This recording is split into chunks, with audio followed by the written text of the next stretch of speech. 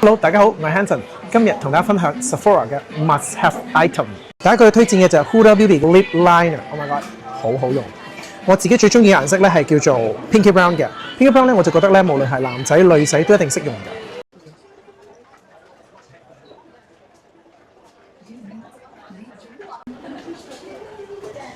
勁靚嗰隻色，超自然。同埋嘅上嘴咧唔會好乾啦，最緊要係咩咧？超級 long lasting。好，咁第二個要推薦嘅就係 Ola Harrison 嘅呢一個 Peptide Lip Treatment。咁我中意佢呢個 Peptide 啦，佢個保濕度都幾好嘅，同埋因為有 Peptide 咧，佢可以改善我哋嘅唇紋，幫我哋 boost collagen。